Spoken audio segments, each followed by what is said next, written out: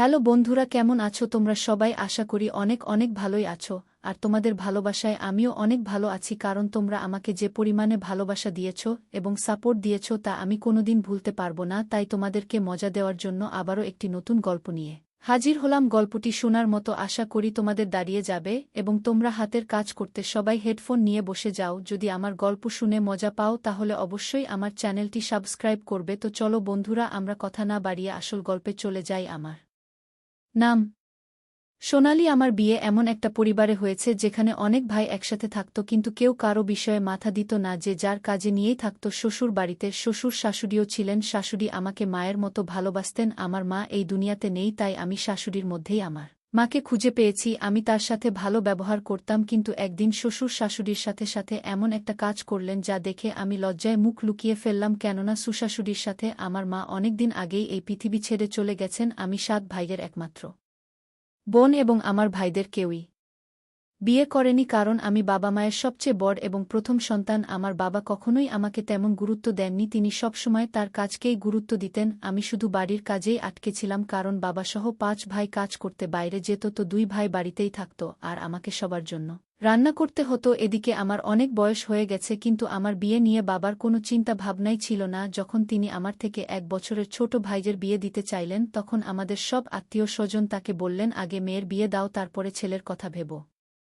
এতে বাবা বললেন, মেয়ে বিয়ে দেওয়ার উপহার টাকা পয়সা আমার কাছে নেই, ছেলের বিশ্বাসটা আলাদা, ছেলের বিয়ে ফ্রিতে হবে, পরিবর্তে বৌমা নিজের সাথে উপহার টাকা পয়সা নিয়ে আসবে। বাবার কথা শুনে আমি অনেক টেনশনে থাকতাম। এখন আস্তে আস্তে আমার বয়স শেষ হয়ে যাচ্ছে। কিছুদিন পরে ভাইয়ের বউ বাড়িতে এলে এই বাড়িতে থাকা আমার পক্ষে কষ্টকর হয়ে গেল, কারণ সে ঘরের কোনো কাজ করত না। ঘরের সব কাজ আমাকেই করতে হতো। যদিও আমি আগে থেকেই ঘরের সব কাজ করতাম, কিন্তু এখন যে এসেছে তারও কিছু দায়িত্ব আছে, কিন্তু সে কিছুই করত না, সারাদিন শুধু শুয়েই থাকত।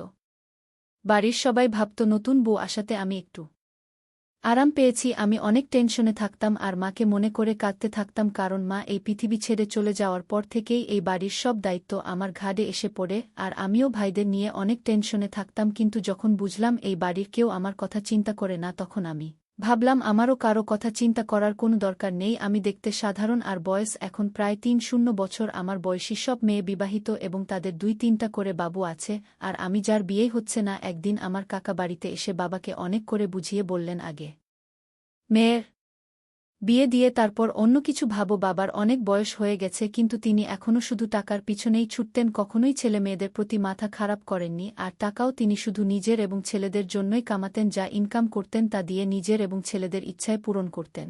আমার দিকে কখনোই মাথা দেননি। আমি শুধু এই বাড়িতে কাজের মেয়ে হয়ে রয়েছি। আমার কাকার ও মামার কথাতে বাবা আমার বিয়ে দিতে রাজি হলেন। কাকা নিজেই আমার বিয়ের পাত্রটা নিয়ে এসেছিলেন। আমি এটা ভেবে অনেক খুশি ছিলাম যে যাক, শেষ পর্যন্ত আমার বিয়ে হচ্ছে আর আমি এই বাড়ি ছেড়ে নিজের বাড়িতে যাচ্ছি। আমার স্বপ্ন ছিল বিয়ে যেখানেই হোক না কেন সেই পরিবারটা যেন ছোট হয়, কিন্তু যখন আমি ছেলেকে দেখি এবং তাদের পরিবারের কথা জানতে পারি, তখন আমার মন খারাপ হয়ে যায়। যে ছেলের সাথে আমার বিয়ে হতে যাচ্ছে সে অনেক কালো এবং তাদের পরিবার ও আমাদের পরিবারের মতোই অনেক বড় ছিল। তারা 6 ভাই এবং 2 বোন। বোন 2 জন বিবাহিত এবং সব ভাইয়েরা তাদের স্ত্রীদের নিয়ে আলাদা থাকে। এদিকে ছেলেটি তার বাবা মায়ের সাথে থাকে। ছেলেটির একটাই গুণ যে সে অনেক টাকা ইনকাম করে এবং তাদের বাড়িও অনেক বড়। শোনা যায় সব ভাই তাদের নিজ নিজ ভাগ নিয়ে আলাদা হয়ে গেছে। ছেলেটি অনেক কালো বলে তার বিয়ে হচ্ছিল না, তাই কাকা আমার জন্য এই পাত্রটা এনেছিলেন। এদিকে আমার বাবার তো আমাকে বিয়ে দেওয়ার কোনো ইচ্ছাই ছিল না, আর আমার বিয়ের পাত্রটাও আসত না, কারণ আমারও বয়স বেশি। ছেলের পরিবার যেহেতু কোনো উপহার টাকা পয়সা চায় না,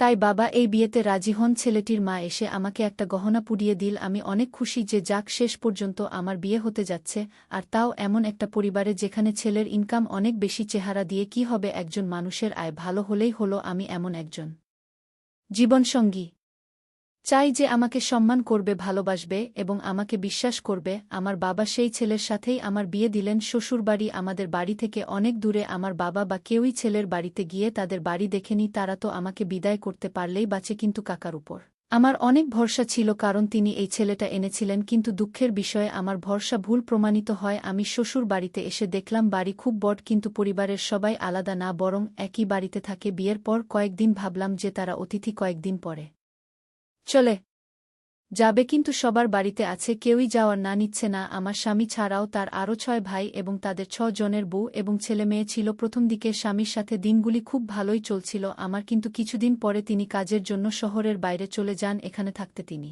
আমার যত্ন নিতেন এবং আমার শাশুড়িও অনেক ভালো মহিলা। আমার সব ভাবিরা তাদের ঘরেই থাকত, তারা ঘুমানো আর মেকআপ করার বাইরে সময় পান না। আমি কেবল 2-3 দিন আরামের সুযোগ পেয়েছিলাম, তারপর থেকেই এই বাড়ির সব দায়িত্ব আমাকে নিতে হয়। যদিও কাজের লোক ছিল আর তারা সবাই অন্য পুরুষের সাথে, আমার শাশুড়ির সেই ছবিগুলো এডিট করেছিলেন, যদিও সেই ছবিগুলো শ্বশুর শাশুড়ির সাথে নিজের মোবাইল দিয়ে তুলেছিলেন। আমার স্বামী শাশুড়ির প্রথম পক্ষের একমাত্র ছেলে। এই শ্বশুরের সাথে যখন শাশুড়ির বিয়ে হয় তখন তিনি একা ছিলেন। যে লোকটির সাথে শাশুড়ির প্রথম বিয়ে হয়েছিল তিনি অনেক ধনী ছিলেন। তিনি এই পৃথিবী থেকে বিদায় নেয়ার আগে তিনি তার সমস্ত সম্পত্তি তার ভবিষ্যৎ সন্তানকে লিখে দিয়েছিলেন, কারণ যখন শাশুড়ির প্রথম স্বামী এই পৃথিবী ছেড়ে চলে যায় তখন তিনি 3 মাসের ছিলেন। পরে শাশুড়ির বাবা মা তাকে এই লোভী মানুষের সাথে বিয়ে দেয়, যার আগে থেকেই অনেক বাবু ছিল। প্রথম স্বামীর সমস্ত সম্পত্তি শাশুড়ির হাতে ছিল, এই কারণে শাশুড়ি তার একমাত্র ছেলেকে অনেক দূর অবধি পড়াশোনা করিয়ে তাকে তার স্বামীর ব্যবসা আবার শুরু করতে উৎসাহিত করেন।